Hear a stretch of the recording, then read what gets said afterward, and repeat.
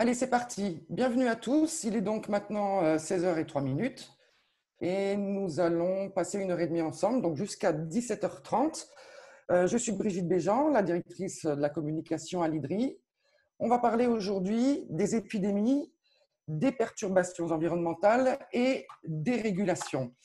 C'est le titre de ce webinaire.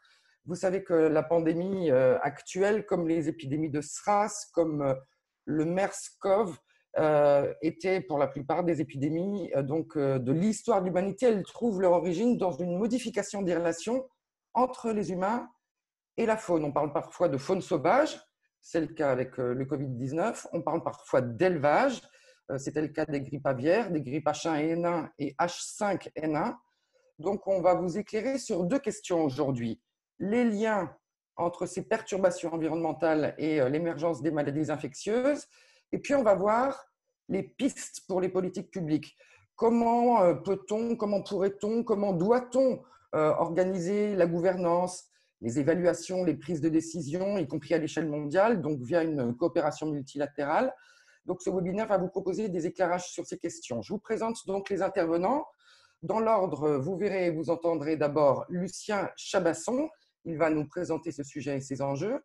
Lucien Chabasson est un ancien haut fonctionnaire du ministère de l'Écologie.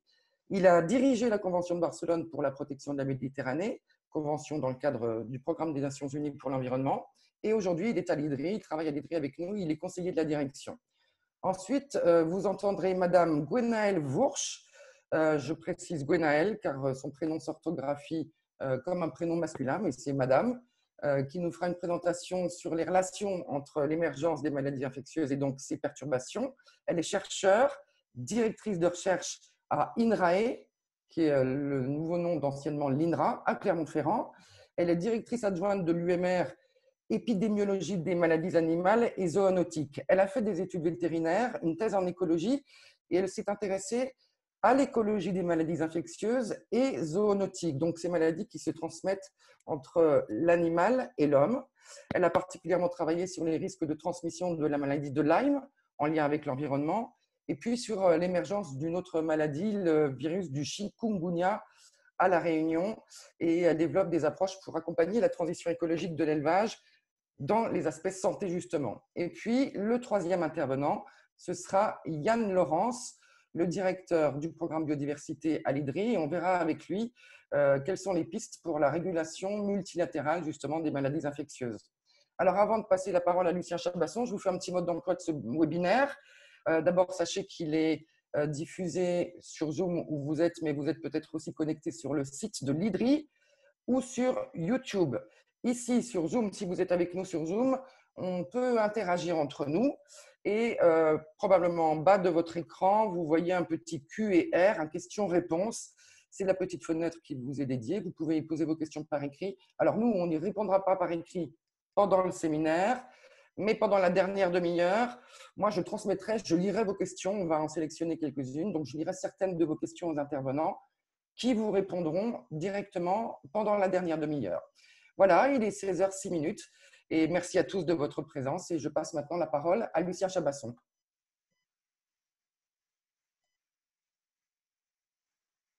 Bonjour. La pandémie que nous vivons interpelle notre institut l'IDRI sous deux angles. Le premier est celui de l'analyse systémique de ce phénomène, ainsi que des réponses possibles en termes de politique publique. Plus les causes d'un phénomène sont complexes, plus les réponses à construire en termes de politique publique le sont également. Et face à un phénomène qui, comme on va le voir, a une bonne partie de son origine dans la perturbation de notre environnement, comment construire des réponses appropriées, notamment en termes de prévention. La seconde a trait à la gouvernance internationale et à ses faiblesses persistantes que nous constatons. Ici, comme dans bien des affaires d'accidents, nous nous trouvons en face de phénomènes qui ont leur origine dans un cadre national, mais dont les conséquences sont transnationales, parfois régionales, parfois universelles.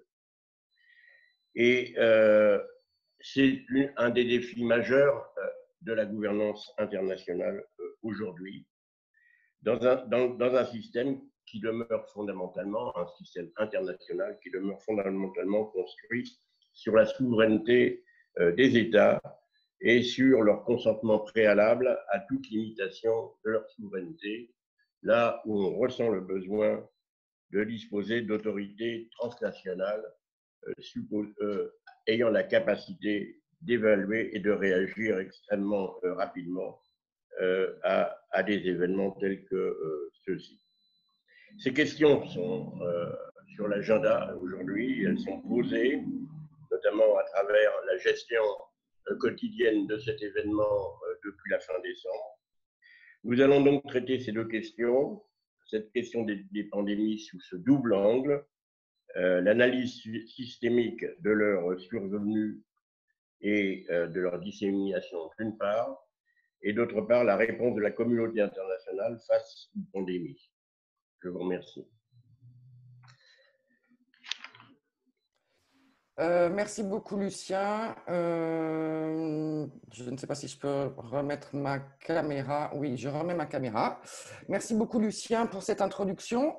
Je passe maintenant directement la parole à Gwenaëlle Vourche, donc, qui est directrice de recherche à INRAE à Clermont-Ferrand, spécialiste de ces maladies zoonotiques, et qui donc nous présente le lien entre ces perturbations environnementales et ces pandémies. Bonjour à tous, j'espère que vous êtes tous bien installés derrière vos écrans pour ce web séminaire. Je remercie sincèrement l'IDRI de m'avoir incité à faire cette présentation. Donc là, je vais partager mon écran pour vous présenter les diapositives. Hop, une petite manip.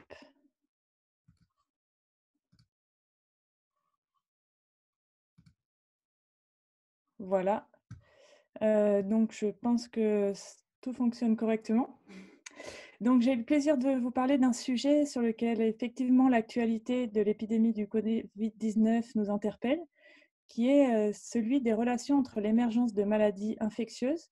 Alors ici, quand on parle de maladies infectieuses, on l'entend des maladies qui sont dues à des bactéries, des virus, mais aussi plus largement des champignons et des parasites, et les perturbations environnementales.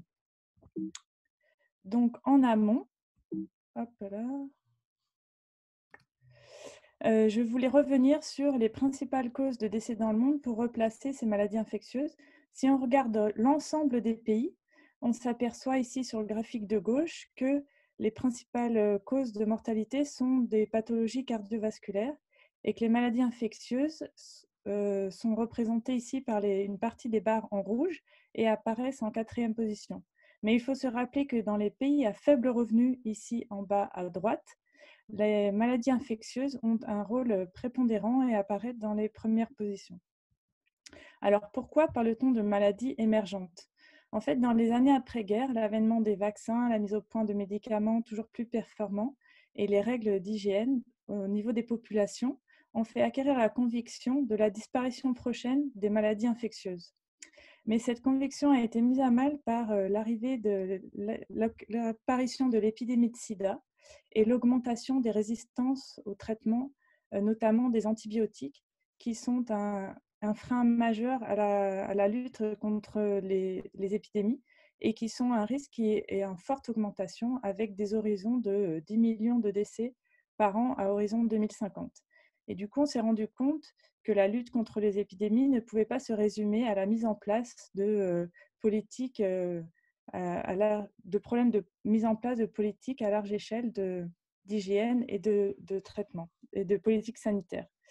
Donc, dans les années 90, Stephen Morse aux États-Unis a mis en avant cette notion de maladie émergente qui reprenait des idées des premiers bactériologistes comme ceux de Charles Nichols dans les années 30, qui indiquaient déjà que de toute façon, les agents pathogènes on devrait faire face à de nouveaux agents pathogènes puisque les agents pathogènes évoluent et s'adaptent au contexte changeant.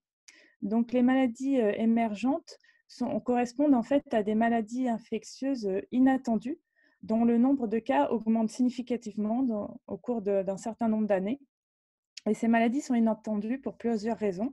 Ça peut être des maladies nouvelles, donc avec des nouveaux agents pathogènes qu'on ne connaissait pas avant, ou des maladies nouvellement identifiées. Ça peut être des maladies aux caractéristiques épidémiologiques ou cliniques nouvelles, c'est-à-dire qu'elles apparaissent dans des endroits où elles n'étaient pas présentes auparavant, ou alors elles sont plus virulentes. Ça peut correspondre aussi à une maladie dont le nombre de cas, l'incidence, augmente fortement. Si on regarde le nombre d'épidémies chez les humains au cours des dernières décennies, donc une épidémie, c'est une apparition et une propagation de cas de maladies infectieuses dans une population à un instant donné. On s'aperçoit que ce nombre ici, représenté par la courbe en bleu, augmente régulièrement au cours des dernières décennies. Vous avez également représenté en rouge le nombre de maladies différentes avec au moins une épidémie dans l'année, ce qui représente un indice de diversité. Et cette tendance est significative même en tenant compte de l'effort de surveillance.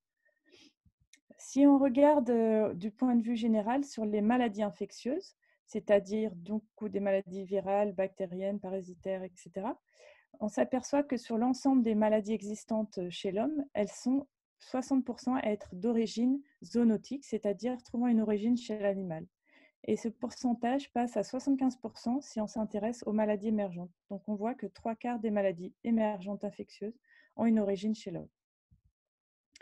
Ici, je vous ai représenté les principales zoonoses émergentes depuis 1900. Donc ces maladies d'origine animale, on parle à ce moment-là de maladies zoonotiques, c'est pour ça qu'on se concentre là-dessus. Vous remarquerez ici sur l'axe des ordonnées où on a représenté le nombre de décès sur une échelle logarithmique. Donc, on voit d'autant plus les faibles nombres de décès en bas de la courbe. Donc ici, vous avez représenté les principales zoonoses émergentes avec en bleu les émergences de virus influenza qui peuvent causer des grippes pandémiques chez l'homme, avec celle de 1918, avec la grippe espagnole qui a causé plus de 50 millions de morts. Vous avez aussi également représenté l'épidémie de sida, ici, avec 30 millions de morts à partir des années 80. Et vous voyez qu'il y a une tendance à avoir de plus en plus de points au fur et à mesure des années, avec la représentation ici donc, des 3 épidémies liées à des coronavirus, le SARS-CoV dans les années 2000, le MERS coronavirus en 2012-2013 et le nouveau coronavirus SARS-CoV-2 avec déjà plus de 130 000 décès au niveau mondial. Vous avez aussi la représentation de quelques émergences en marron sur des maladies transmises par des vecteurs, en particulier des moustiques, ici le West Nile virus ou le chikungunya ou le virus Zika, dont vous avez certainement entendu parler. Donc les scientifiques ont cherché depuis plusieurs années à comprendre ce risque d'émergence, en particulier de zoonoses, et les relier à des facteurs pour essayer de les prédire. Donc ici, vous avez la représentation du risque d'émergence de zoonoses qui a été analysée en fonction de différents facteurs. Et quand on regarde l'occurrence de ces émergences, on s'aperçoit que ce qui explique le mieux ces occurrences ici, sur cette carte, une grosse partie vient de l'effort d'identification des émergences, les endroits où on a des systèmes de surveillance, des systèmes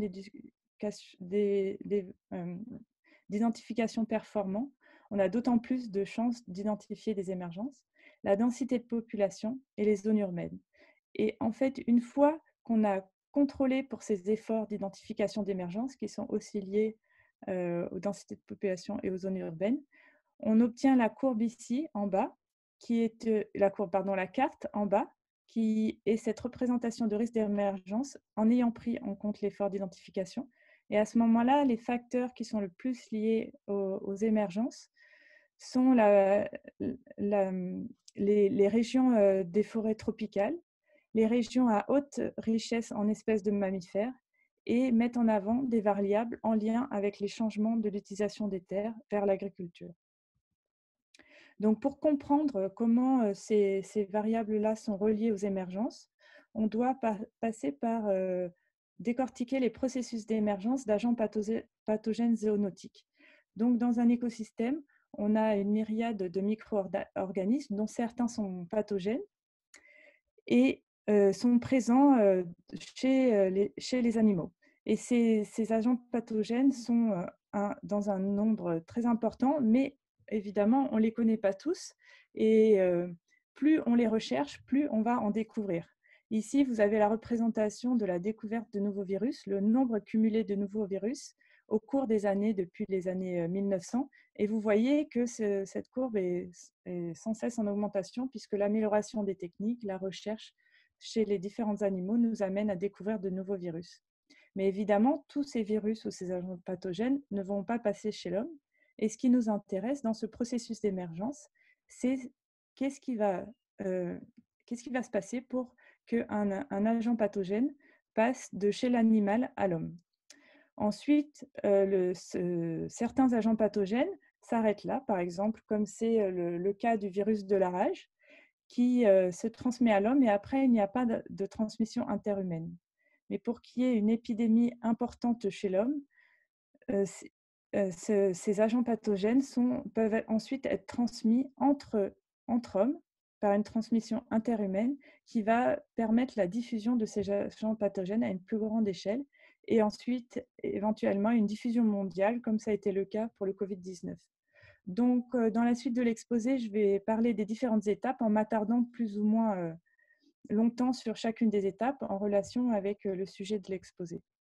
Donc, pour ce qui est de la première étape sur le passage animal-humain, on connaît les caractéristiques qui favorisent ce passage. Ça a des caractéristiques qui sont propres aux animaux et à l'homme, puisque le premier est la proximité phylogénétique entre l'homme et ces animaux.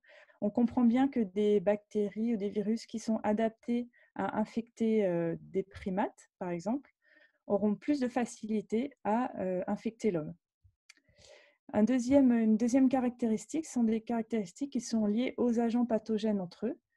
Donc, un certain nombre de scientifiques ont recherché qu'est-ce qui favorisait ce passage animal-homme ou ce passage entre plusieurs espèces animales. Ici, je vous représente une étude réalisée chez les virus.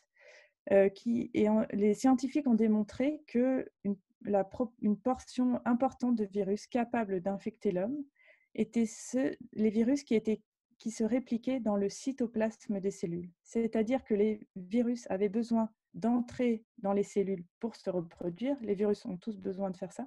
Mais ceux qui pouvaient se reproduire uniquement dans le cytoplasme sans avoir besoin de nouveau de rentrer dans le noyau sont tous des virus qui étaient capables de s'adapter plus facilement à de nouvelles espèces.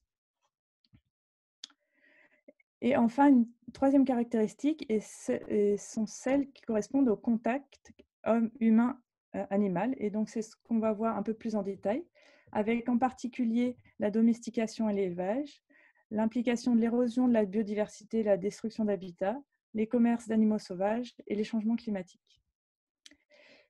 Donc, il faut avoir en tête, en fait, au cours de l'évolution, le changement vraiment qui a été très important, le changement relatif de place de l'homme et des animaux domestiques dans l'écosystème mondial. À l'époque du néolithique, le poids, si on ramène au poids, le poids des humains représentait 1% et des animaux sauvages 99% des vertébrés terrestres. Alors qu'à l'heure actuelle, les vertébrés terrestres sauvages représentent seulement 1%, les hommes 32% et les animaux domestiques de production 67%. La domestication des animaux a favorisé des contacts privilégiés entre hommes et animal. Et c'est ce qui est représenté ici par ce graphe, où on voit que le nombre de maladies infectieuses partagées avec l'homme est d'autant plus importante que les animaux ont été domestiqués depuis de nombreuses années.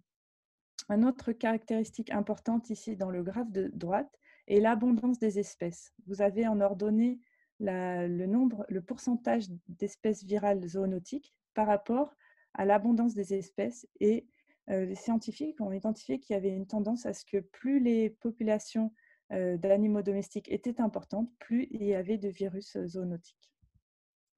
Alors, qu'est-ce qui se passe dans les élevages intensifs? S'ils sont en général des élevages à densité très forte, de part de ces densités et du mode de conduite d'élevage, les animaux sont en général stressés, ce qui les rend d'autant plus sensibles à développer des maladies. Dans ces populations, souvent, les populations sont génétiquement peu diverses et donc ont été mis en place dans ces élevages, en général, des mesures de biodiversité importantes qui limitent l'introduction d'agents pathogènes. Le problème est que quand un agent pathogène entre dans ces élevages, il peut se propager rapidement, et d'autant plus parce que les animaux qu'il va infecter sont en densité très forte et avec une, une, une diversité génétique faible. Et c'est ce qui est représenté ici dans le schéma en bas à droite, qui est que la capacité des virus à se reproduire est d'autant plus élevée qu'ils peuvent se reproduire sur des systèmes stables. Donc l'importance de l'élevage dans la transmission et dans l'interface hommes-animaux domestiques, animaux sauvages et hommes peut être également un des facteurs qui est important dans cette interface est la persistance des virus dans ces élevages. Et on prend ici l'exemple du virus influenza H1N1 qui à l'origine vient de la faune sauvage, mais qui peut être introduit dans les élevages et maintenu dans les élevages qui favorisent le contact avec l'homme. Donc ici, par étude de la modélisation, ces chercheurs ont cherché à voir dans quelles circonstances ce virus pouvait persister plus ou moins longtemps avec différents types de fonctionnement d'élevage et de marché. Ici, ils ont analysé dans cette première étape une persistance du virus dans plusieurs entités de petits nombres d'individus de volailles. Et ici, vous voyez dans le graphe de gauche que le pourcentage total d'animaux infectés est relativement faible et la persistance du virus est assez faible également. À l'opposé, ils ont modélisé cette persistance dans des structures où il y a énormément d'individus par entité, ici 2000. On s'aperçoit que dans ce scénario-là, il y a 42% de l'ensemble des individus qui sont infectés et la persistance du virus dure une quarantaine de jours. Et dans le scénario intermédiaire, où on a plusieurs entités de 250 individus, c'est là que la persistance du virus peut être la plus longue, puisqu'il y a des asynchronies entre les différentes entités, c'est-à-dire que les entités ne sont pas infectées au même moment, ce qui fait qu'elles peuvent se réinfecter et conserver le virus comme ça pendant un certain nombre d'années, indépendamment d'une réintroduction par la faune sauvage. Donc un petit mini bilan sur la partie domestication et élevage. On voit que l'abondance relative des animaux domestiques a fortement augmenté. La domestication a été une source d'agents pathogènes pour les humains. L'interface faune domestique, faune sauvage est une voie de transmission importante d'agents pathogènes zoonotiques et la diffusion de ces agents et sa persistance dépend de la structuration des élevages. Donc on passe maintenant aux questions qui lient ces émergences de maladies zoonotiques à la biodiversité. Si on regarde d'un point de vue global, ici sur le graphe de gauche, vous avez la représentation au niveau mondial de la richesse en espèces de mammifères.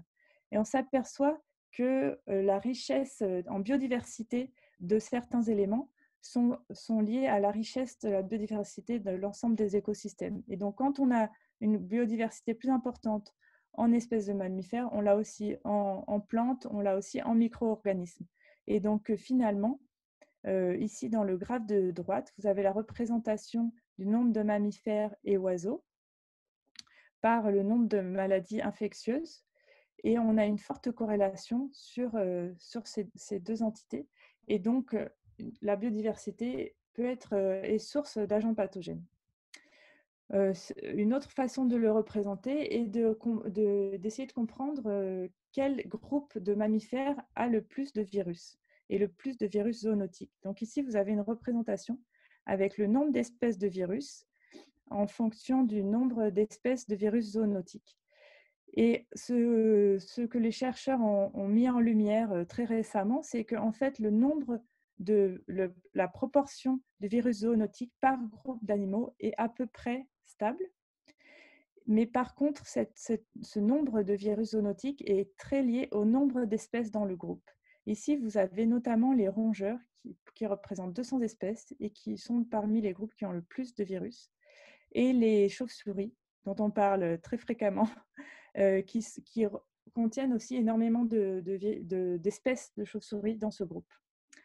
On voit aussi placer ici les primates, dont on a parlé parce qu'ils ont une proximité phylogénétique spécifique avec l'homme, et les céraciodactyles qui correspondent aux ruminants, aux suidés, qui ont un nombre de virus plus important par rapport au nombre d'espèces de ce groupe et qui ont des potentialités de transmettre des virus zoonotiques à l'homme du fait de la domestication.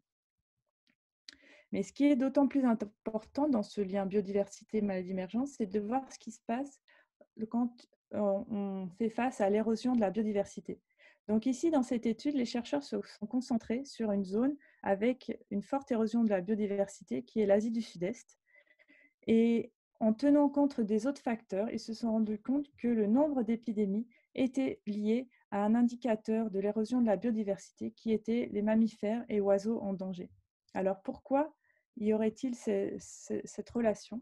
Il y a plusieurs raisons. Une des raisons, c'est que la biodiversité peut participer à la régulation de la circulation des agents pathogènes par ce qu'on a appelé l'effet de dilution. C'est un concept qui a été élaboré au début des années 2000 avec l'exemple de la maladie de Lyme, qui est une maladie transmise par des tiques, une maladie bactérienne transmise par des tiques.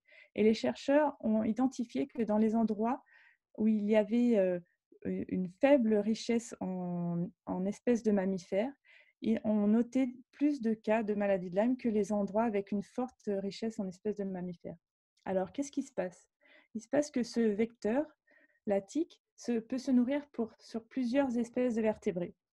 Dans les endroits où la richesse en mammifères est faible, le mammifère qui prédomine est la souris à pattes blanches, qui a un très bon, entre guillemets, réservoir pour la maladie de Lyme. Elle infecte beaucoup de tiques. Dans les endroits, quand on introduit de la diversité, on introduit d'autres espèces sur lesquelles la tique se nourrit qui sont moins efficaces, entre guillemets, en tant que réservoir pour la maladie de Lyme, comme par exemple l'opossum qui naturellement se détique, et donc les tiques vont se nourrir sur cet opossum, mais ne pourront pas ensuite infecter l'homme. Et c'est ainsi que le risque de transmission est en quelque sorte dilué. Un autre mécanisme est celui du changement d'utilisation des terres, des sols. Vous avez un exemple ici de l'ulcère de Buruli, où on voit que le changement d'utilisation des sols, notamment de la forêt, va mettre en contact les hommes avec des agents pathogènes qui étaient dans un milieu endémique. Ici, c'est une bactérie qui n'est pas d'origine animale, mais qui est dans l'environnement. Et à la faveur d'événements climatiques et notamment de pluie, cette bactérie va diffuser dans l'environnement et se retrouver à proximité des zones humaines et qui va ainsi contaminer les hommes. Un autre exemple est celui de l'émergence du virus Nipah en Malaisie, sur lesquels les forêts ont été remplacées par des plantations de palmiers. Les chauves-souris se sont adaptées à ces plantations et sont venues se nourrir, ainsi que sur des arbres fruitiers qui étaient à proximité d'élevages porcins. Ce qui fait que le virus présent chez la chauve-souris a infecté les porcs qui, eux, ont été en contact avec l'homme et a infecté l'homme et a produit cette émergence de virus. Donc, un petit bilan sur la biodiversité. On comprend que la biodiversité des agents pathogènes est liée à la biodiversité des écosystèmes, mais que dans les écosystèmes naturels, il y a des processus de régulation qui fonctionnent. L'érosion de la biodiversité s'accompagne d'un accroissement des contacts entre les humains, la faune domestique, la faune sauvage et d'un risque d'émergence de zoonoses. Un des autres facteurs qui met en contact les hommes et les animaux, notamment la faune sauvage, est le commerce de faune sauvage, qu'il soit légal ici ou illégal. Donc ici, ces auteurs ont récemment compilé des données sur le commerce légal d'animaux. Entre 2012 et 2016, plus de 11 millions d'individus d'animaux sauvages de 1300 espèces ont été exportés de 189 pays. Donc, on se rend compte de l'intensité de ces exportations. Cette figure-là, qu'on ne va pas regarder en détail évidemment, mais une représentation des flux avec la dernière colonne ici est le pays qui reçoit les animaux, l'avant-dernière est le pays exportateur, ensuite en fonction des différents groupes. Donc on s'aperçoit par exemple que pour les mammifères qui sont représentés ici, il y a un énorme flux de macaques de la Chine aux États-Unis. Et les auteurs ont souligné que les 10 maladies les plus fréquemment reportées associées à ces importations étaient des maladies zoonotiques. Évidemment, il y a également un impact très important du braconnage et du commerce illégal, mais qui est plus compliqué à quantifier. Enfin, je voulais également vous parler des changements climatiques. Donc, ces changements climatiques vont agir principalement, vont avoir plusieurs niveaux d'action, mais une partie importante va de modifier la répartition des espèces et en particulier la répartition des vecteurs qui sont des arthropodes et qui sont du coup très sensibles aux changements environnementaux.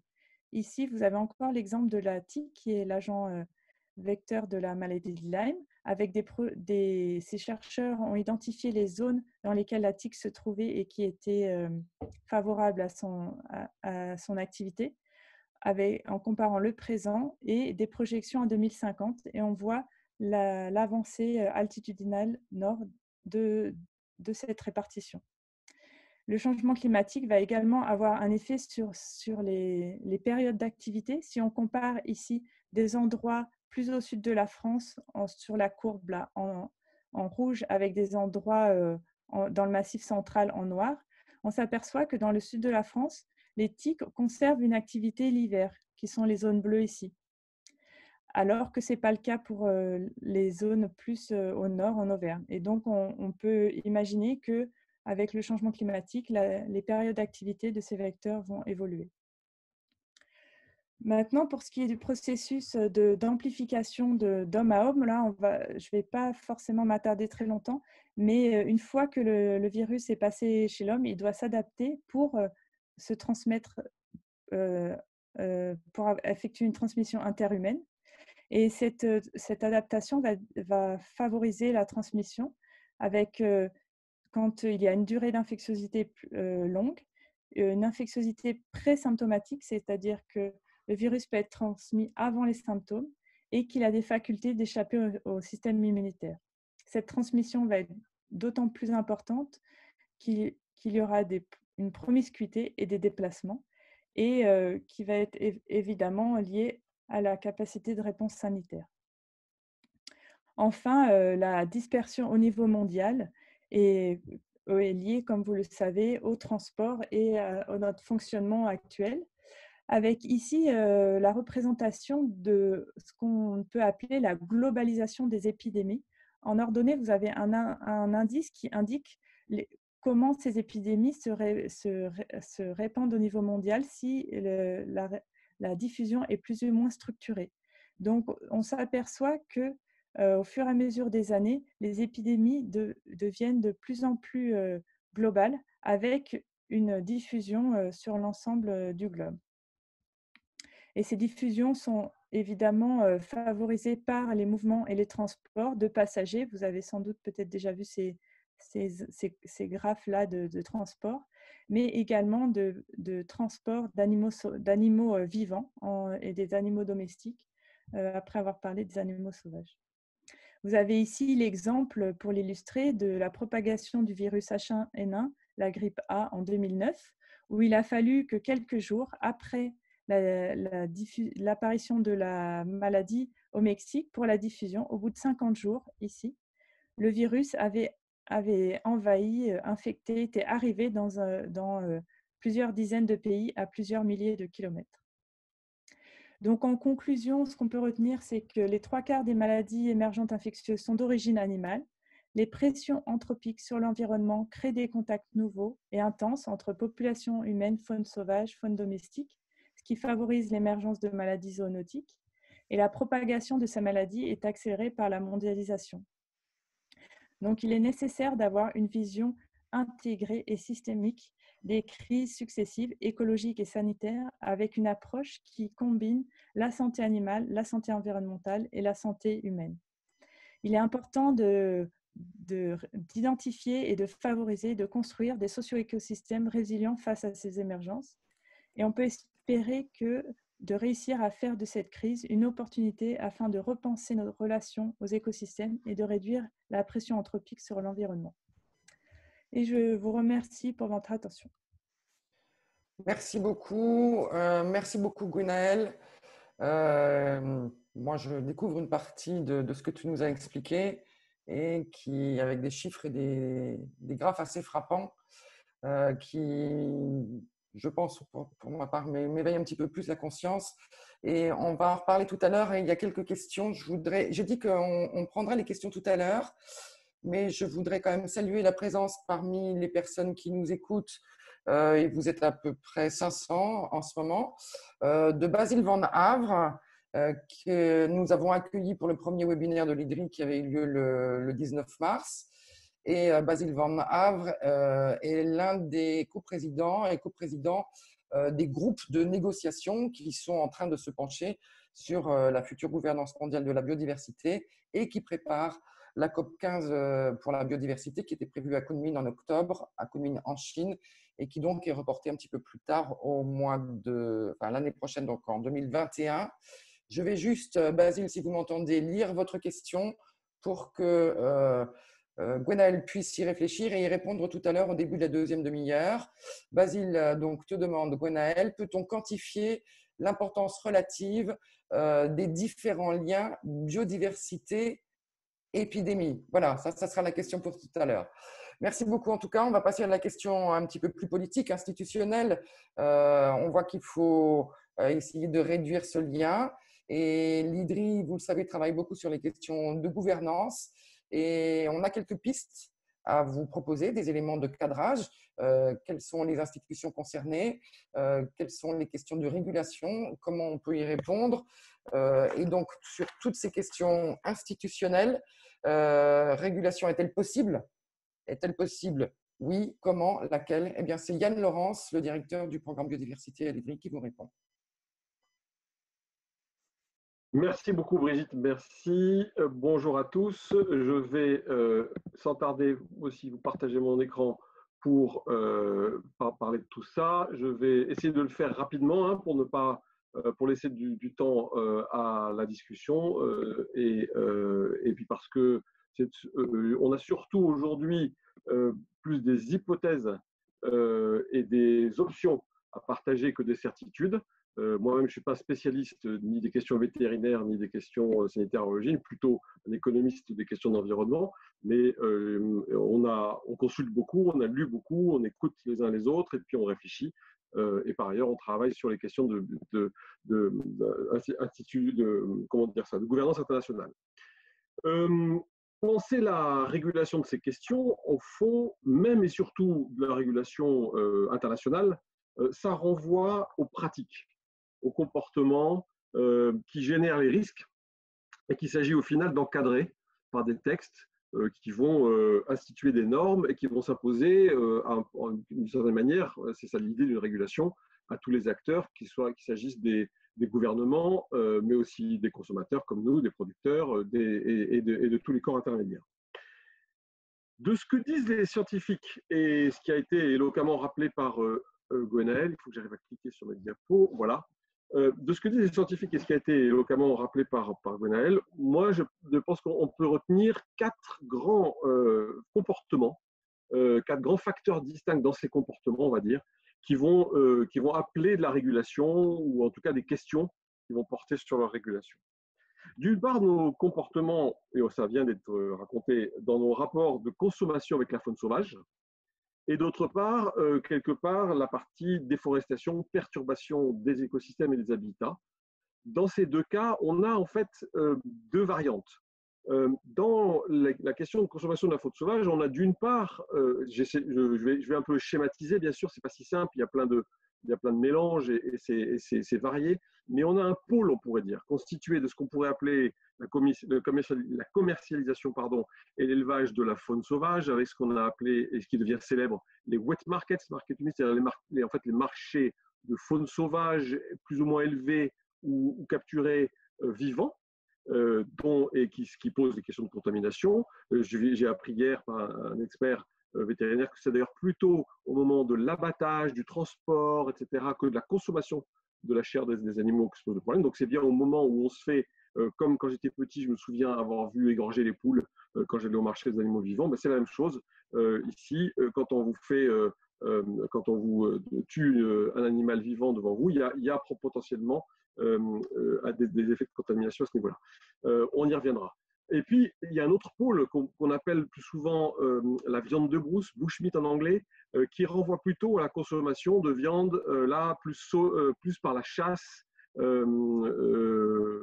voilà, de manière moins organisée, moins associée à l'élevage, plus associée aussi à des populations pauvres. Les premiers, j'ai oublié de le dire, mais je reviendrai, sont plutôt des consommations qui deviennent d'ailleurs de plus en plus luxueuses. Les deuxièmes sont potentiellement et éventuellement des consommations de populations pauvres, les deux ayant des rapports forts avec des traditions, parfois avec des traditions culturelles anciennes, y compris des peuples autochtones et des communautés locales dans certains cas.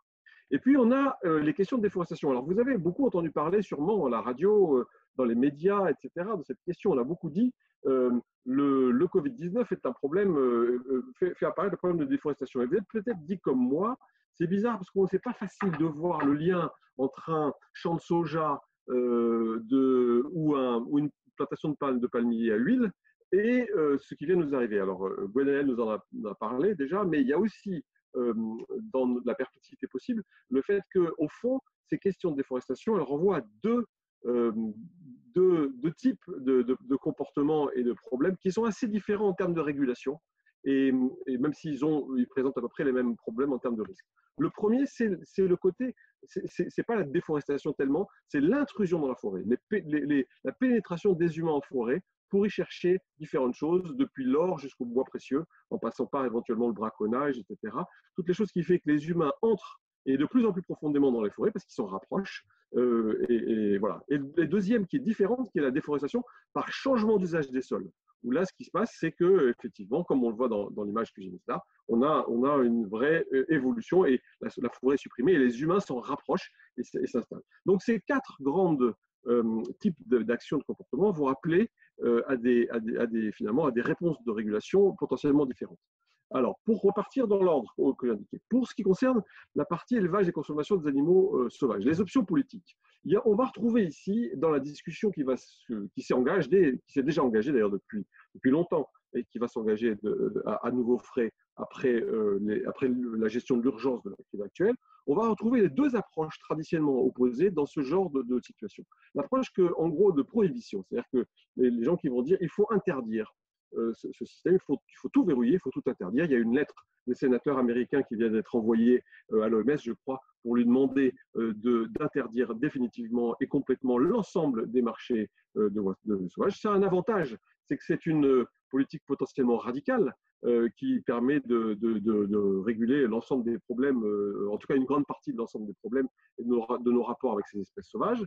Ça a un inconvénient qui est bien connu des experts des questions sanitaires, qu'elles soient humaines, on l'a bien vu avec les questions de la drogue et du HIV par exemple, ou animal, qui est que si vous interdisez quelque chose, vous prenez le risque qu'il existe un système parallèle, clandestin, et qui lui sera encore moins contrôlé. Et du point de vue du risque sanitaire, il suffit qu'il n'y ait pas quelques personnes qui continuent dans un marché noir à prendre des risques, ça peut avoir des effets, puisqu'on sait qu'il n'y a pas besoin d'énormément de contamination au départ pour générer des problèmes. Donc c'est un peu ça qui va être le problème. Et donc on a en face l'autre grande approche, qui est ce qu'on appelle l'approche non-regulatory en anglais, qu'on peut rappeler de réduction sanitaire ou de biosécurité. En gros, c'est l'idée de réduire le risque et d'augmenter la surveillance, par exemple par une mise aux normes assez radicale des marchés, des abattoirs, etc. Un peu ce qui s'est passé dans les pays développés pour les abattoirs domestiques et globalement la commercialisation de la viande depuis les années 50, qu'on appliquerait quelque part à ça, sans faire peser d'ailleurs trop le coût aux consommateurs, de façon à ce qu'ils ne cherchent pas toujours à aller chercher dans un marché parallèle.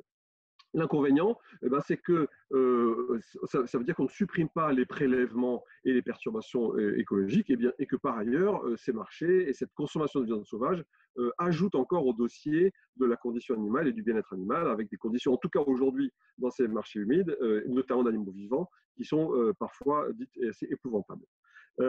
Deuxième question assez différente en termes de régulation, mais dans laquelle on va retrouver aussi les deux grands axes, qui est la question de la viande de brousse. Là aussi, on a des pratiques variées, diffuses, c'est-à-dire partout un peu, non pas, qui ne sont pas repérables forcément par des marchés, qui ont parfois un rôle nutritif, qui peuvent contribuer à la partie calorique de la ration alimentaire, qui peuvent parfois concerner des peuples autochtones et des communautés locales. Donc depuis toujours, autrement dit, c'est la chasse et la consommation de viande de brousse, un peu comme ce qui se faisait partout dans le monde il y a encore pas très longtemps. Et là, c'est pareil, on a le choix entre les deux grandes options. Et là, de manière plus nette que pour les wet markets, il semblerait que l'option de prohibition qu'on a tentée après Ebola, paraît-il, est globalement peu efficace. Parce que c'est très difficile à contrôler, parce que c'est une pratique très répandue, et parce que, notamment, comme je viens de le dire, parce que c'est une pratique très diffuse. L'encadrement sanitaire, puisqu'il n'y a pas tellement de marché, et ce n'est pas tellement comme ça que ça se passe, ça ne va pas tellement être non plus la solution, en tout cas partiellement seulement, uniquement aux endroits où on commercialise la viande de brousse. Éventuellement, il y en a sur les marchés urbains, on trouve de la viande de brousse, on trouve de la girafe à Arusha, etc., couramment, etc. Mais ce n'est pas forcément par là que passe l'essentiel du trafic et de la consommation. Il y a aussi, la littérature raconte et propose une approche que j'appellerais plutôt ethnologique, qui consiste plutôt à essayer de travailler avec les populations sans essayer de leur interdire cette pratique, mais plutôt de faire une sorte de médiation, une communication, une veille aussi, d'envoyer quelque part des équipes multidisciplinaires aux avant-postes de la contamination, de façon à, d'une part, essayer d'agir sur les comportements les plus problématiques, et d'autre part, de mettre en place des réseaux d'alerte, de surveillance et même de soins, de premiers soins en brousse dans certains cas.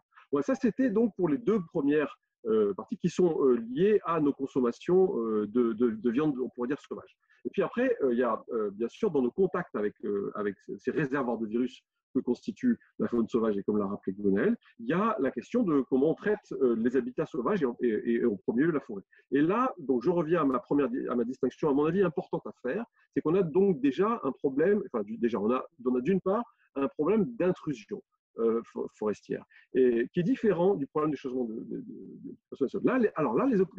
Parce que les options politiques sont assez caractéristiques, notamment parce que ces intrusions sont très majoritairement un problème de pratiques illégales, les orpailleurs clandestins et les différentes mines clandestines, la récolte de bois précieux, le percement de pistes, etc., qui ne sont pas régulés, définis, etc., etc. Et ça, donc, autrement dit, ce sont des entraves à des lois et des codes qui existent en général dans la plupart des pays forestiers, des grands pays forestiers. On a des codes forestiers, on a des réglementations forestières qui sont relativement exhaustives, qui sont bien faites, et qui sont assez exigeantes. On dit souvent, les Brésiliens sont très fiers du code forestier brésilien, qui effectivement comprend des obligations qui n'ont pas leur équivalent en Europe. Et c'est pareil quand on va aller en Côte d'Ivoire, les forêts classées, c'est pas négligeable, même si elles ont pour la plupart disparu.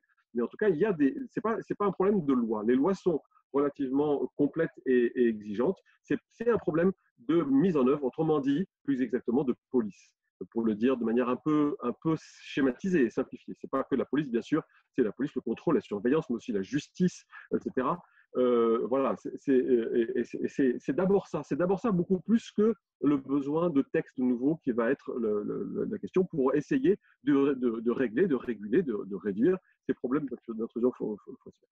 Face auxquels il faut bien constater qu'on a au contraire, on est plutôt dans une politique d'affaiblissement institutionnel. On l'a vu avec l'exemple du gouvernement brésilien actuel, qui a plutôt affaibli les moyens de contrôle et de surveillance de la déforestation, mais c'est présent dans beaucoup de pays.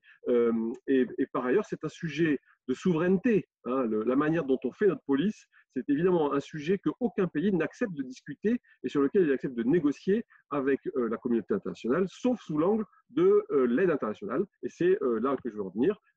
C'est probablement par là qu'on pourrait espérer que la communauté internationale se mette à agir après l'exemple après le Covid-19 en disant il faut agir sur tous les tableaux, hein, mais notamment celui-là. Et là, on aura quelque chose qui ne sera pas réglé par l'OMS, qui ne sera pas réglé par une convention nouvelle, qui sera réglé plutôt par des moyens accordés et une pression politique pour mettre en œuvre ce droit.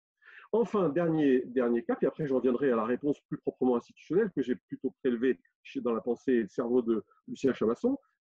Mais pour ce dernier problème, on a bien sûr la déforestation, celle qui est plus connue, celle qui est par changement d'occupation des sols. Alors là, ce n'est pas du tout un problème nouveau, ce n'est pas un problème orphelin, c'est un problème qui est réglé, enfin justement qui n'est pas réglé, mais qui est traité dans beaucoup d'instances, sans succès. On n'a jamais réussi pour l'instant, ne serait-ce que ralentir la déforestation, sauf par moments donnés, dans une région donnée, comme sur l'Amazonie au milieu des années 2000, dans des circonstances bien particulières. Donc c'est possible, ce n'est pas une fatalité économique ou géographique. On pourrait produire sans détruire la forêt, mais aujourd'hui on continue. Et là, ça me fait penser, en tout cas en termes de régulation, évidemment, immédiatement, et Basile Van Havre nous écoute, à ce qui est en train de se négocier, ce qui va se négocier entre maintenant et probablement le mois de mars 2021, sur les objectifs internationaux que la communauté va se donner du point de vue de la biodiversité, dont on peut penser qu'ils vont être ravivés par la crise sanitaire actuelle, c'est-à-dire qu'on va se rendre compte que ce n'est pas seulement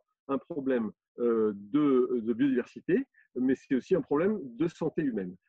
Donc on négocie en ce moment le cadre qui suivra l'année 2020, qu'on appelle pour ça le cadre post-2020, et notamment l'une des questions en discussion sur lesquelles que Basile et son collègue ont mis sur la table, c'est de dire qu'on pourrait augmenter la surface des aires protégées et notamment augmenter au sein de ça la surface des aires protégées strictement protégées, celles sur lesquelles justement précisément on essaie de réduire les intrusions humaines. Et on voit donc avec ce que je viens de dire l'importance que ça a. Et puis, bien sûr, il y a la question plus globale de la réduction de notre empreinte forestière et sanitaire simultanément. Et ça, là, toutes les analyses le montrent. Le rapport de l'IBES de l'année dernière l'a montré. Il faut bien se rappeler qu'aux 3/4, le besoin d'espace, la pression pour l'espace mondial, aux 3/4, elle est liée aux produits animaux. Viande, œufs, lait et plus particulièrement produits animaux industriels parce qu'ils nécessitent des surfaces pour cultiver les céréales qu'on donne à manger aux animaux. C'est aussi, on le sait maintenant, des réacteurs biologiques de contamination. On le savait, hein, mais on a pris une nouvelle conscience. Donc on a ici aussi un deuxième sujet, mais pour lequel il n'existe pas autre chose que la Convention sur la diversité biologique sur le problème global du changement d'occupation des sols. Donc ça renvoie aux stratégies de lutte contre la déforestation importée, c'est-à-dire la manière dont les grands pays consommateurs et importateurs vont réduire leur impact. La France a écrit une stratégie, la question va être de lui donner du pouvoir, des dents, on pourrait dire. L'Union européenne a mis en place une réflexion avec une position de la Commission européenne là-dessus. Mon collègue Frédéric Amiel vient de me signaler qu'il semblerait que précisément elle vient de mettre ça tout en bas de ses priorités et de reporter ce qu'elle va faire sur la stratégie de déforestation importée à 2011, voire après, 2021, pardon, voire après, ce qui est une mauvaise nouvelle et ce qui montre que précisément on n'a peut-être pas pris la mesure de la question. Et puis, bien sûr, on a toute la question des engagements d'entreprise, relayés ou pas par le consommateur, qui achète des marques en fonction des labels, de ce que lui disent les entreprises de production, et aussi les distributeurs, etc. Tout ça est l'ensemble de ce qu'on peut faire pour lutter contre la déforestation par changement d'occupation des sols globalement. Maintenant, et j'en termine par là, ce sera mon avant-dernière slide, quelles sont les grandes options institutionnelles par qui ça pourrait passer, comment on pourrait. Là, je vais emprunter plutôt à la réflexion de Lucien Chamasson, je vais résumer, il pourra sûrement compléter, parce que je ne suis pas autant que lui un spécialiste de ça, mais voilà ce qu'on peut dire globalement de la question.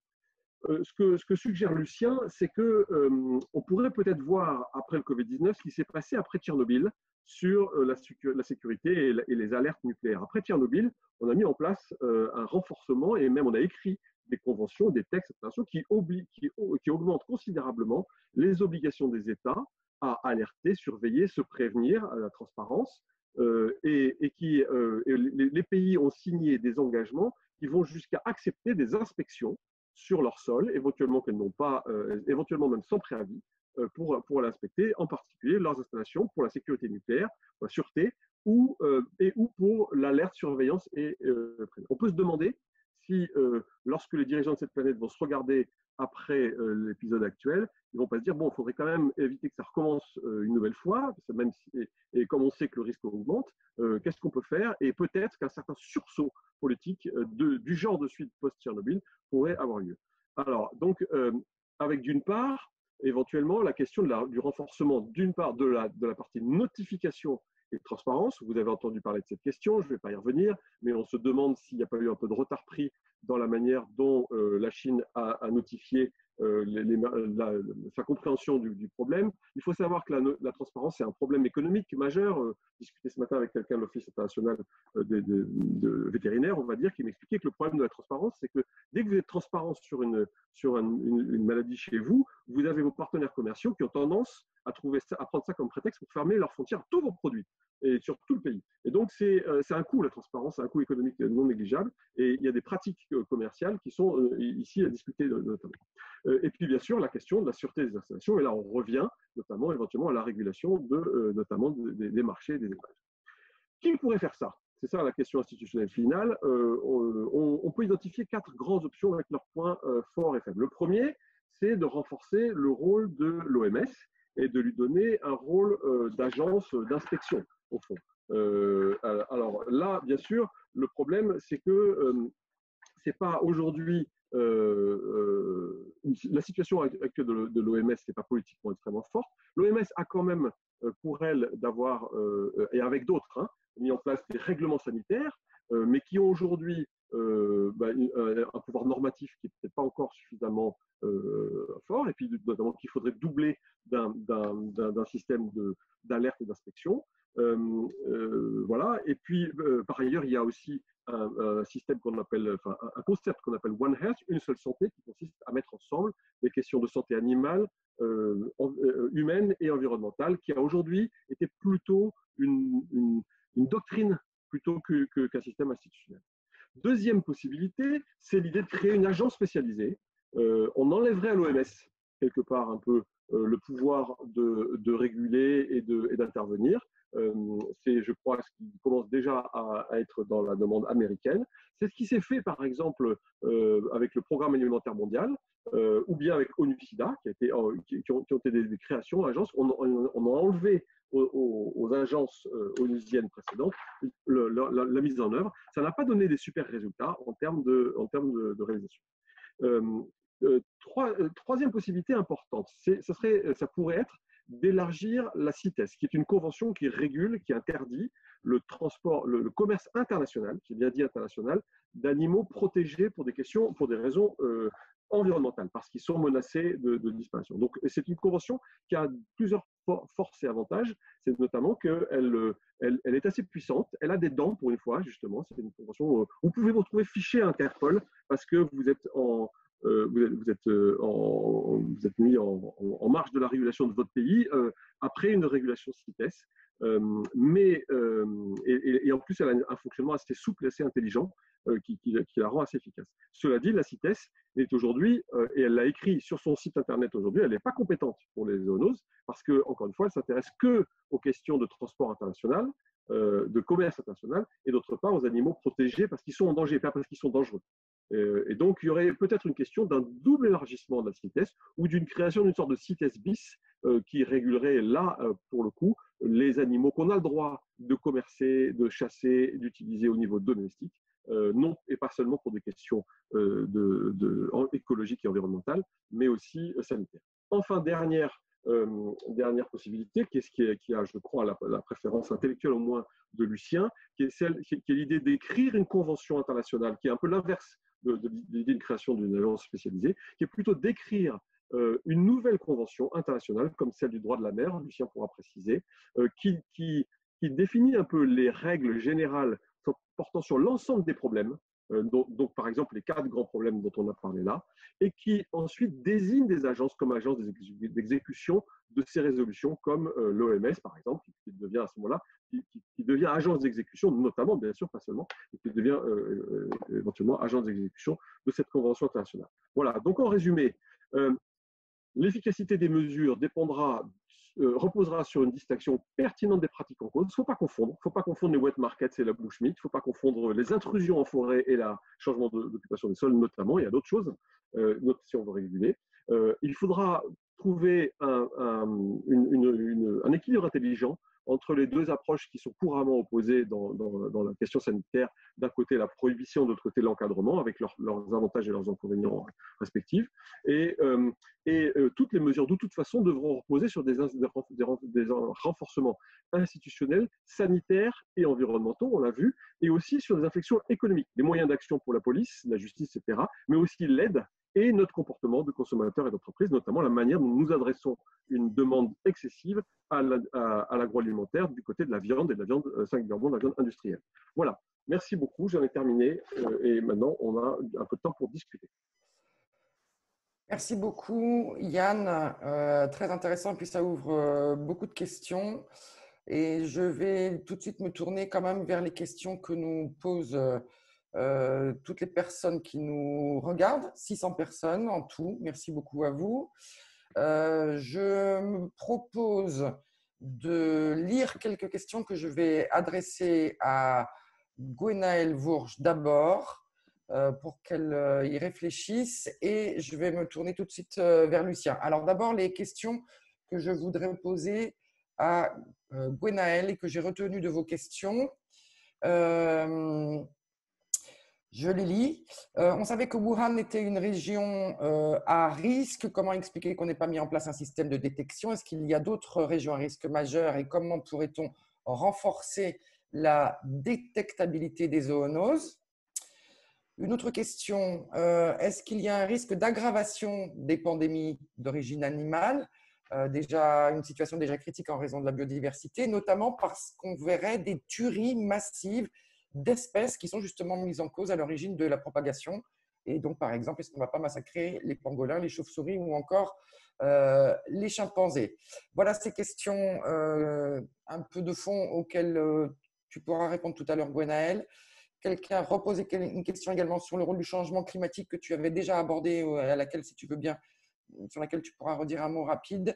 Et une question un peu plus technique, y a-t-il un lien entre la maladie de Lyme et la reforestation? Et pendant que tu y réfléchis, je me tourne maintenant vers Lucien. Et Lucien, j'ai une question, moi. Comment pourrait-on donner un poids politique à la doctrine One Health dont Yann nous parlait à l'instant, qui considère la santé de l'homme et la santé de la planète? Et comment pourrait-on, autre piste évoquée, écrire une nouvelle convention? Ça semble un peu vertigineux.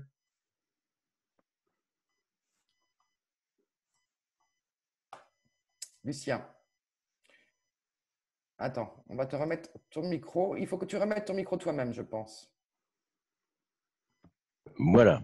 Voilà.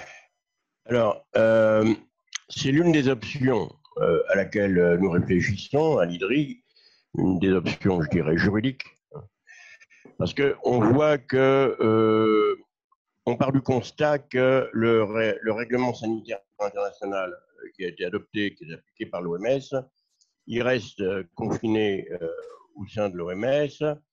Il est très largement dépendant de la bonne volonté des États. Et peut-être manque-t-il de force politique, malgré le renforcement dont il a fait l'objet en 2005. Et peut-être faut-il élever le niveau politique des instruments juridiques qu'on utilise. Alors, il y a la possibilité de faire une convention au sein de l'OMS. L'OMS n'a pas l'habitude de faire des conventions. Ils en ont une qui est la convention anti-tabac, qui est d'ailleurs plutôt réussie. Convention de 2003, je crois. Mais nous avons d'autres exemples au niveau international beaucoup plus puissants. Nous avons la Convention du droit de la mer qui part de l'idée que la mer pose des problèmes dans le domaine de la pêche, de l'exploitation du pétrole, des pouvoirs des différents, de l'état du pavillon, enfin de différents acteurs, et qu'il faut mettre tout ça sous un ensemble cohérent. Et c'est la Convention du droit de la mer qui est un remarquable exemple d'initiative internationale pour la gouvernance du milieu marin. Et ensuite, on a des agences spécialisées qui mettent en œuvre. Mais lorsqu'une pandémie arrive, les Nations Unies doivent intervenir, éventuellement le Conseil de sécurité, car on voit bien qu'on est dans une question de sécurité, et donner l'impulsion nécessaire. Et disons, pousser, être derrière l'OMS comme force politique. C'est une hypothèse. Alors ça suppose de rebâtir cette partie du droit international. Et à l'autre bout de nos propositions, il y a simplement le renforcement du règlement sanitaire international, mais comment prendre en compte les enjeux de biodiversité dans un règlement qui a un caractère sanitaire. Voilà. Et il est indispensable d'organiser une coopération entre les différentes agences internationales compétentes. Et il nous paraît indispensable d'avoir un chapeau d'ensemble, peut-être une grande convention qui traite l'ensemble des questions, des principes qui s'attachent à la gestion de ces interfaces. Voilà l'idée qui est derrière cette idée de grande convention sur les pandémies. Alors, je rebondis et avant de passer la parole à… oui, pardon, Lucien, vas-y. One Health oui. Trouverait sa place dans ce contexte. Parce que l'idée de One Health, elle participe de cette analyse que la question de santé humaine, santé animale, santé des écosystèmes doit être abordée de façon intégrée. Et là, nous aurions une convention qui, du point de vue juridique et politique, serait intégrée également. Et on pourrait imaginer que le One Health soit l'expression en termes scientifiques et techniques de cette construction juridico-politique. Voilà. Merci beaucoup, Lucien. Alors, je vais faire un tac au tac et je vais m'adresser à Yann maintenant. Basile Van Havre nous pose une autre question et nous demande: est-ce que les accords commerciaux nous offrent un outil de pression ou de contrôle sur l'application des lois? Tu nous as dit tout à l'heure que dans certains États, on avait des lois tout à fait satisfaisantes sur le papier et qu'en fait, c'était l'application de ces lois qui était en défaut. Et il pose ces questions, je te la pose, Yann Laurence. Est-ce que les accords commerciaux pourraient être un outil de pression ou de contrôle pour l'application des lois? Oui, j'ai vu cette question effectivement et je trouvais qu'elle est très importante. Je n'ai pas de réponse toute faite et donc on peut y réfléchir ensemble. La première chose qui me vient à l'esprit, c'est que les accords commerciaux tout seuls, si on compte tout seul ou avant le reste, auront du mal. C'est-à-dire qu'on est quand même beaucoup plus fort si on veut faire passer une réglementation, une mesure dans un accord commercial avec un partenaire, si on a nous-mêmes, si le pays qui essaye de faire passer cette réglementation, c'est soi-même appliquer des règles. Parce que, notamment pour les questions de règles commerciales, on ne peut pas imposer à nos partenaires commerciaux des choses que nous, on ne s'applique pas. Ça s'appelle une discrimination, on n'a pas le droit de faire. C'est ce qui rend difficile notamment le fait de conditionner les accords commerciaux à la question environnementale. Et donc, si on prend la situation européenne, par exemple, typiquement, ça voudrait dire que pour pouvoir dire on vous achètera de telle chose de tel pays que si vous avez mis en place telle chose, ça veut dire qu'il faudrait qu'on ait nous-mêmes réglementé cette question chez nous. Donc, dans certains cas, par exemple, sur le type de culture, et c'est évidemment absolument ce qu'on fait sur les aspects sanitaires. C'est exactement ça ce qui se passe. C'est-à-dire qu'on impose aux pays qui nous vendent de la viande, typiquement, de l'avoir abattue, etc., comme nous, on se l'impose. Ça, c'est central. Donc, effectivement, vous voyez que ça renvoie quand même à cette question, même s'il y a il y a quand même une deuxième réponse à ma question qui est un peu moins pour plus tard, on pourrait dire, c'est que quand… alors, ce n'est pas les accords commerciaux en tant que tels, mais c'est la puissance de négociation des pays forts commercialement, des grands pays qui sont très forts commercialement. Quand ils négocient, ou des grandes unions douanières comme l'Union européenne, quand ils négocient avec d'autres qui sont éventuellement plus petits, ils ont une puissance de négociation qui peut permettre d'arriver ponctuellement à dire on vous accorde un avantage mais s'il vous plaît, assortissez-le de mesures un peu convaincantes sur les enjeux sanitaires et ou environnementaux. Merci Yann. Je refais du tac au tac et c'est une question que j'adresse à Lucien. Cette question nous est posée par Didier Babin. Et Didier Babin nous demande pourquoi pas un élargissement du protocole biosécurité ou un nouveau protocole de la CBD, la CDB, la Convention sur la diversité biologique. Lucien. Il faut que tu remettes ton micro, Lucien. L'idée est d'avoir une approche intégrée, et un peu celle de One Health.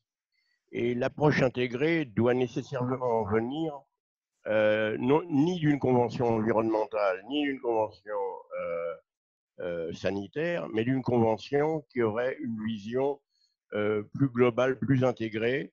Et c'est pour ça que je pense à la Convention du droit de la mer qui prend en compte la totalité des aspects liés aux activités humaines et au milieu marin, qui touchent au milieu marin.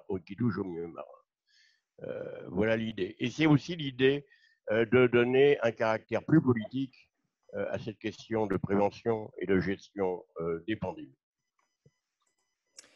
Merci beaucoup, Lucien. Je voudrais remercier également tous les participants pour la richesse, la diversité et la pertinence de vos questions. Hélas, on ne peut pas répondre à toutes les questions. Et comme il est 17h13, je vais quand même passer la parole maintenant à Gwenaëlle Vourch. Je vais te reposer, Gwenaëlle, les questions de tout à l'heure pour te permettre d'y répondre. Et si tu veux bien, est-ce que tu veux nous dire d'abord un petit mot du risque d'aggravation de la maladie de Lyme et donc des tiques liées à la reforestation?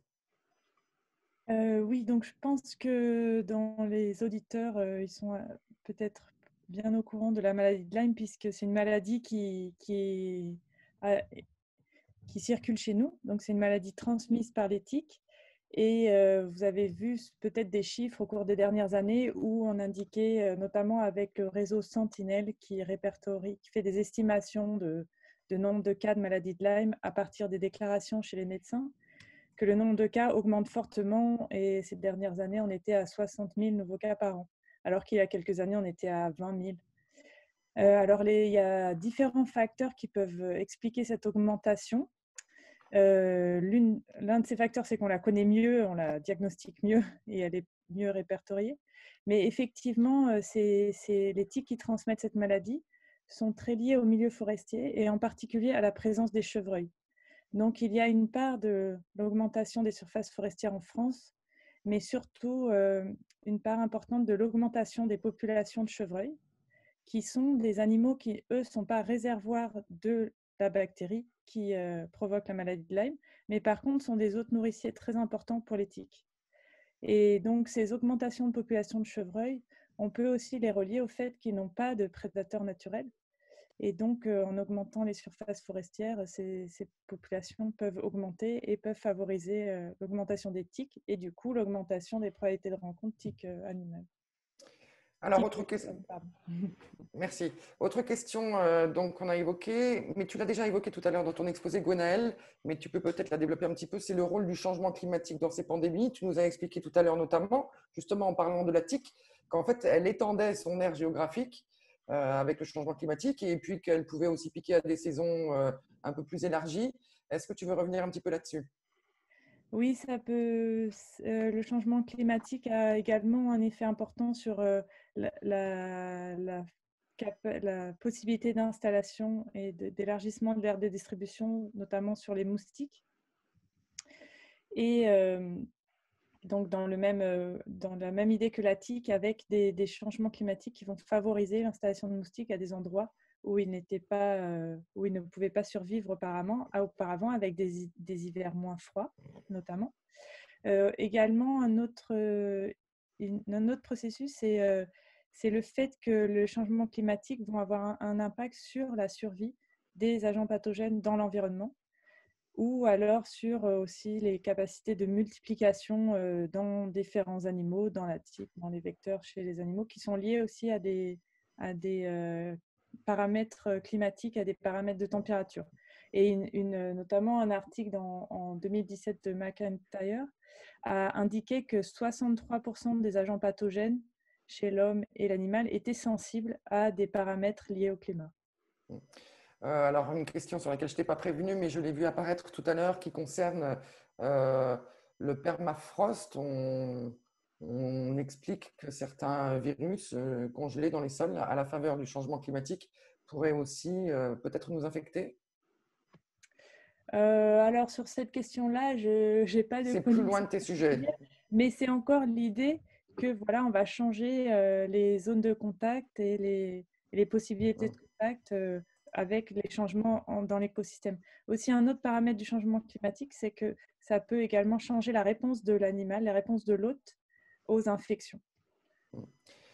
Alors, des questions que j'ai déjà lues tout à l'heure. Puisqu'on savait que Wuhan était une région à risque, pourquoi on n'a pas mis en place un système de détection sur place, un système de détection pas seulement chinois, nous dit ce participant, et quelles sont les autres régions à risque majeur et quels dispositifs pour renforcer la détectabilité des zoonoses? Oui, alors ça, c'est une question intéressante. Comme vous l'avez vu dans une de mes diapos, les chercheurs ont identifié les zones à risque et les facteurs qui étaient liés à ces risques d'émergence. Donc, on les connaît globalement. Mais comme je vous ai indiqué, le pool possible d'agents pathogènes chez les animaux est énorme. Et en fait, effectivement, il y a eu des programmes aux États-Unis de recherche d'agents pathogènes à tout va, notamment dans les populations de chauves-souris. Et ils n'ont pas spécifiquement trouvé ce SARS-CoV-2. Pour plusieurs raisons, c'est que, comme je vous ai indiqué, chez les chauves-souris, il y a un certain nombre de virus et qui est lié aussi à la biodiversité des chauves-souris. Mais quel virus va se transmettre à l'homme dépend de paramètres du virus, mais très fortement des paramètres de contact entre animal sauvage et homme. Et donc ça, c'est un phénomène on peut le prédire en moyenne, mais c'est un phénomène qui est impossible à prédire précisément en disant ce virus-là va émerger à tel moment. Et donc c'est pour ça qu'il faut une réponse systémique et une réponse intégrée à ces risques d'émergence. Et parce que si on cherche à répondre à chaque fois précisément à une émergence, on va jamais finir puisque des processus similaires vont être en cause ou un peu différents vont être en cause dans d'autres émergences.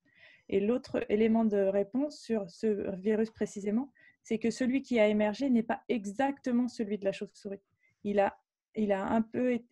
s'est modifié un petit peu en infectant l'homme par des réassortiments sans doute chez d'autres espèces de vertébrés.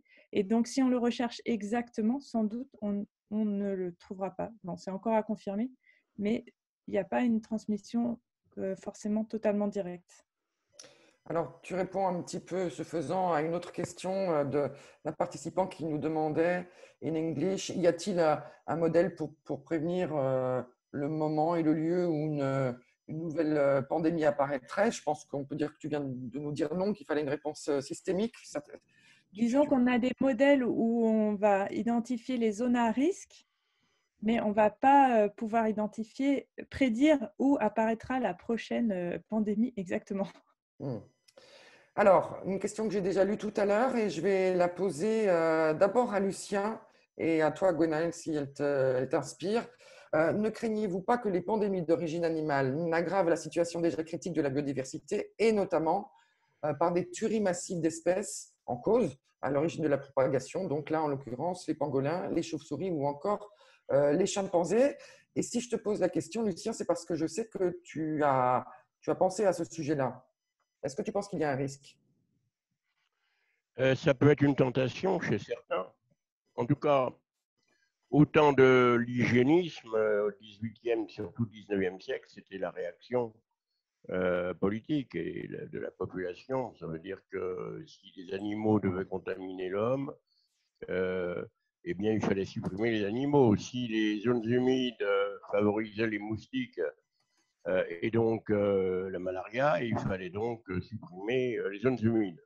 Depuis, on a tout de même évolué et on s'est rendu compte que cela revient à détruire complètement le milieu naturel parce qu'il faut aussi détruire les habitats. et qu'il y a d'autres inconvénients. Et on l'a vu en particulier pour les zones humides, et on a adopté des processus tout de même plus intelligents, plus sophistiqués et, et surtout plus efficaces. Et, et donc, il faut quand même savoir qu'un certain nombre d'espèces de chauves-souris ainsi que les races de pangolins sont, les espèces de pangolins sont protégées par la CITES, dont a parlé Yann tout à l'heure.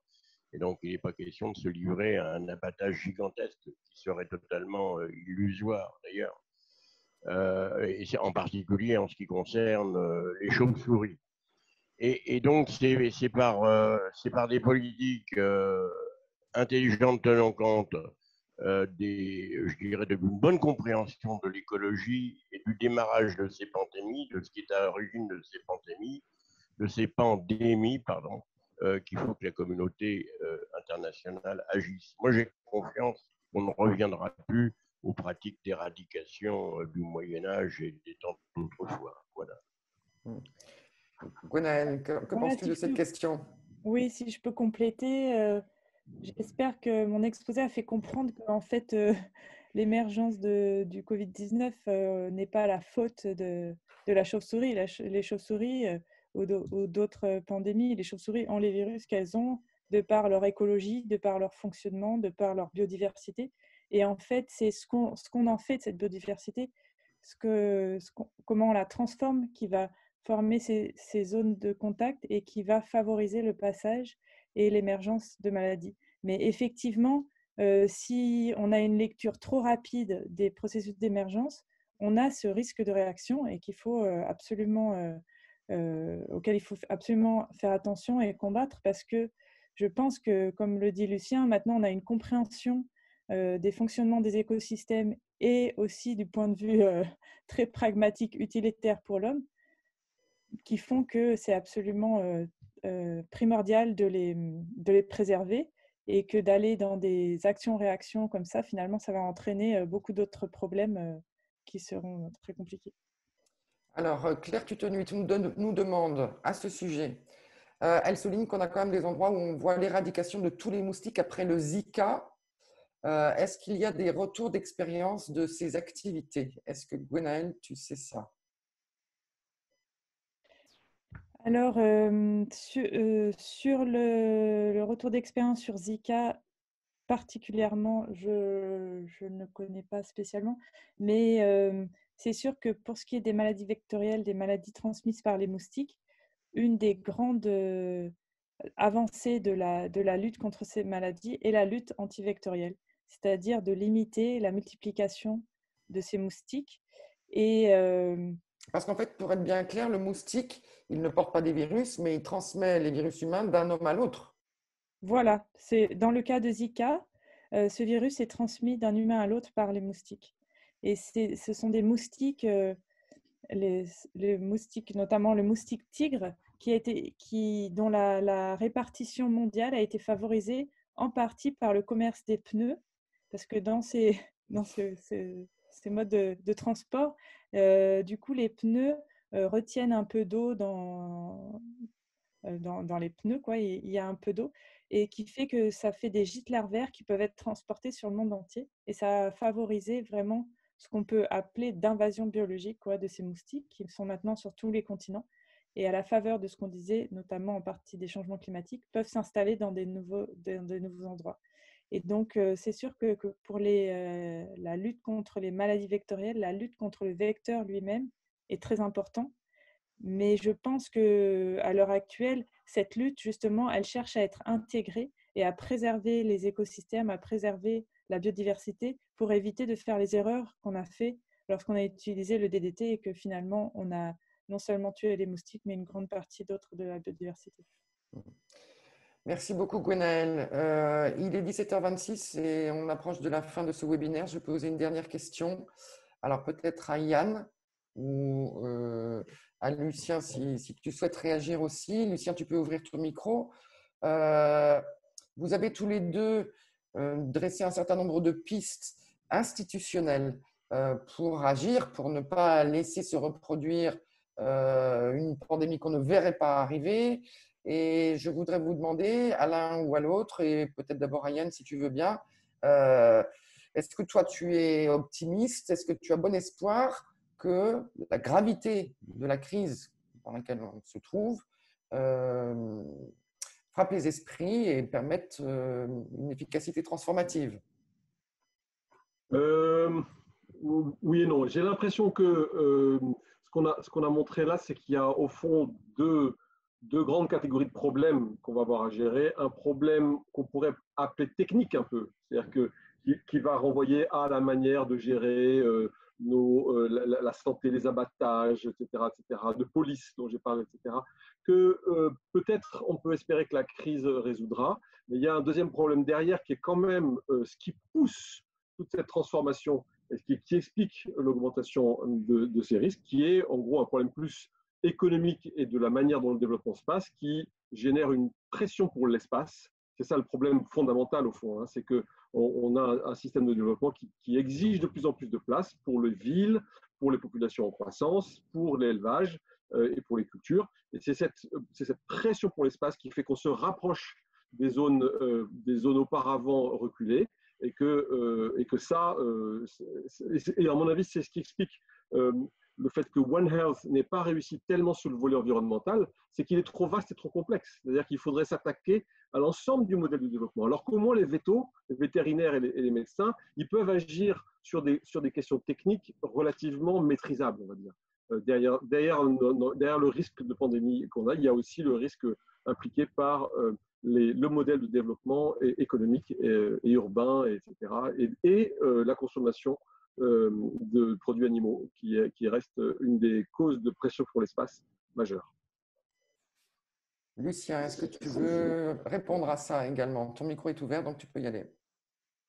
Oui, moi je crois qu'il faut, comme on l'a toujours fait en matière de questions de santé ou de questions environnementales, il faut déjà s'attaquer correctement à ce qu'on sait, ce qui semble établi. Ce qui semble établi, c'est que déjà, ces marchés de faune sauvage, des marchés où la faune sauvage est présente, vivante en particulier, le trafic de faune sauvage, légal ou illégal, tout ceci a besoin d'être beaucoup plus contrôlé ou interdit, selon le cas, c'est à discuter, selon les options qui ont été présentées par Yann. Et c'est une priorité de s'attaquer à cette question. Et dans le même temps, il faut que la communauté internationale s'investisse sur cette question du changement écologique global, sur lequel l'IPBES a attiré brillamment son attention l'année dernière. Faut-il derrière avoir une convention globale sur l'écologie, comme certains participants le proposent? On discutera ces questions d'options, mais il me semble que montrer une volonté, c'est immédiatement par priorité s'attaquer à ce qui a été établi, c'est-à-dire la gestion inappropriée des rapports entre l'homme et la faune sauvage, par l'intermédiaire éventuellement des animaux domestiques. Ça, il faut, je crois, ici attaquer. Beaucoup de scientifiques le réclament. Et c'est un geste qui doit être accompli dès cette année, à mon avis, pour montrer qu'on va dans la bonne direction, tout en construisant l'avenir qui est indispensable pour traiter les causes globales. Merci beaucoup. Il est exactement 17h30. Je pense qu'on va mettre un terme à ce webinaire. Merci beaucoup à Gwenaëlle Vourche, qu'on a eu plaisir à accueillir dans ce séminaire de l'IDRI, qui, donc, je le rappelle, est directrice de recherche à INRAE à Clermont-Ferrand et spécialiste des maladies zoonotiques. Merci à Yann Laurence, le directeur du programme biodiversité de l'IDRI. Merci à Lucien Chabasson, qui est conseiller auprès de la direction de l'IDRI, à côté de nous chaque jour pour réfléchir à ces sujets. Je vous signale que l'IDRI, en ce moment, s'organise pour essayer de faire un webinaire chaque semaine.